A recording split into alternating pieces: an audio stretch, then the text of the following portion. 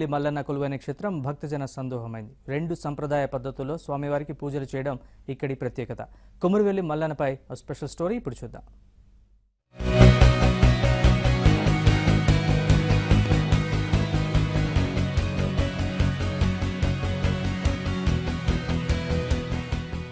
కొండల్లో వెలసిన దేవదేవుడు,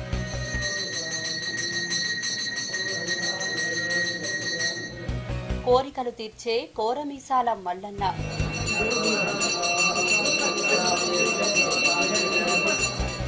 ఓవైపు వీరశైవ ఆగమ శాస్త్రం, మరోవైపు ఒగ్గు పూజారుల సంప్రదాయంలో పూజలు.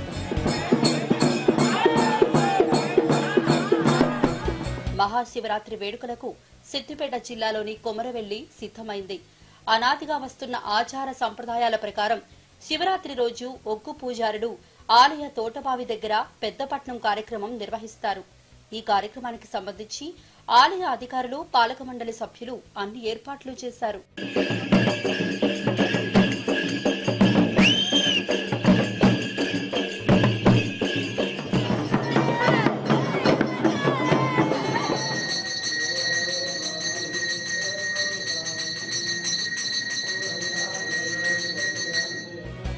తెలంగాణ జానపద సంస్కృతి సంప్రదాయానికి పుట్టినిల్లుగా విరాజిల్లుతూ కొండసారికల్లో వెలిసిన కోరమీసాల మల్లన్న తమ కోరికలు తీర్చే కొంగు బంగారంగా భక్తులు భావిస్తుంటారు.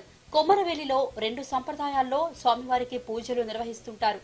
ఓవైపు గర్భగుడిలో ఉన్న స్వామివారికి వీరశైవ ఆగమ శాస్త్రం ప్రకారం పూజలు చేస్తుంటే, మరోవైపు యాదవులచే పంచవర్ణాలతో పట్నాన్ని రచించి స్వామివారికి మొక్కుబడులు చెల్లించుకుంటారు.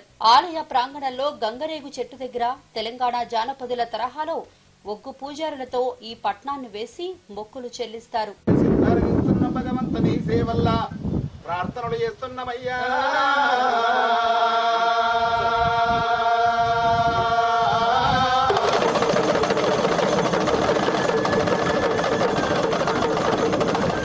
ఈ నెల 5వ తేదీ అర్ధరాత్రి లింగోద్భవ కాలంలో మల్లన్న గర్భగుడిలో మహాన్యాసపూర్వక ఏకాదశ రుద్రాభిషేకం నిర్వహిస్తారు.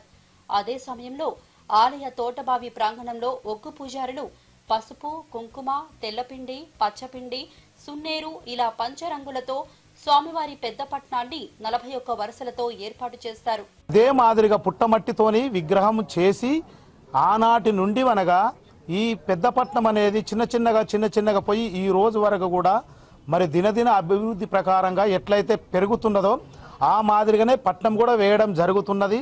ఇక్కడ స్వామివారికి పెద్దపట్నం లోపల మేడలాదేవిని, కేతమ్మను ఇరువురు సతీమణులతోని కూర్చుండి అంగరంగ వైభవంగా పట్నాలు వేసి ఆ పెద్దపట్నం పంచముగ్గుల పటము అనంటే బండారు, తెల్లపిండి, కుంకుమ, పచ్చ అలాంటి మరి చంద్రము తోని 5 రకముల పిండితోని పట్నం వేయడము అనంటే.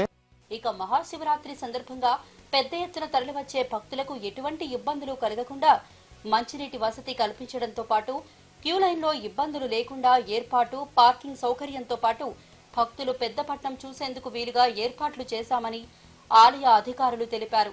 అంతేకాదు ప్రసాదాల కొరత లేకుండా చర్యలు చేపట్టామన్నారు. భక్తులు ఇతోధికంగా వచ్చే విధంగా ముందే ఊహించేసి వాళ్ళకి కావలసినటువంటి సదుపాయాలే కానీ, వాళ్ళు ప్రసాదాలే కానీ, వాళ్ళు దర్శనార్థమై వచ్చేటువంటి అన్ని వసతులు, తాగునీటి వసతితో సహా, ప్రసాదాల తయారీతో సహా అన్ని ఏర్పాట్లు చేయడం జరిగింది.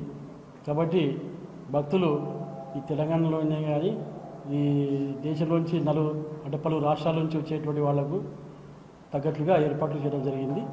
ఇక భక్తుల రద్దీ దృష్ట్యా 4 ఏసీపీలు, 10 మంది సీఐలు, 20 మంది ఎస్ఐలు, 50 మంది పోలీస్ సిబ్బందితో బందోబస్తు ఏర్పాటు చేసినట్లు హుస్నాబాద్ ఏసీపీ మహేందర్ తెలిపారు.